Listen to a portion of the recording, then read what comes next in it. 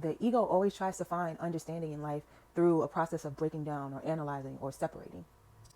Every part of life is broken down into categories. An example of this is how we use school and then the workforce to understand life.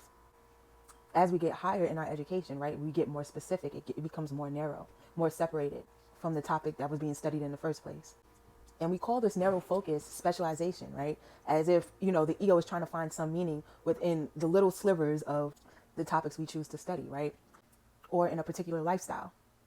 The true self is opposite to that, right? The true self, or the self that is of the all, looks at the all, right? It accepts and knows its understanding through its connection to everything, not its separation from everything. And in this connection, we're afforded new avenues of understanding, of true understanding. Whereas when the ego sees separation as success, right, and tries to find meaning in separation, it becomes isolated. It becomes rigid in its understanding, right? The understanding of the ego becomes boxed in because that's what it is. It is fear incarnated, and fear in many different forms. And it shows up as that separation, right? As someone climbs the ladder of success, right, they become more exclusive, right? So they become more boxed in. A celebrity that's at the top of the game is of their game is the most isolated, right? This type of living is praised. It's desired by most people because we live within the ego. This is our reality. This is how we understand. But these people within these positions of isolation have the most to fear. They're the ones that's seen as having greater autonomy, right? They're the ones that's seen as having everything they've ever wanted. Yet these are the ones who are most separated. They're the ones who need constant protection over their assets, right? They can't communicate with everybody. There's this exclusivity, this separation that the ego is formed from the collective ego, right? The collective ego is our culture, our way of life. And that ego, it forms the ego within us. We take on these beliefs that we've collectively made, right? And we make it true for ourselves, and we make it true in the world.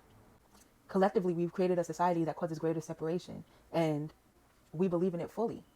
Our society and our inner understanding, our outer understanding of the world is exclusive instead of being inclusive. Yet our true self is the all, right? So it's always inclusive. Our true self is not in search for understanding because it knows it is everything, right? So in that knowing, in that acceptance, it creates. We create. We are the source of creation. So then we live within our particular function, right? Our particular function within that creation. And we find understanding within our own expansion as the self and collective self expands creatively without the rigid boxes and preconceptions. And the only reason why the ego that we've made is, that separation from self is exclusive in its nature is because it is the separation, and that separation is the incarnation of fear. It's the fear of us that we created ourselves and that we have no function. So it is the fear that we do not know our function, but our function is one with the divine. So in order to know our function, we have to know ourselves within the divine. We have to know the immortal self.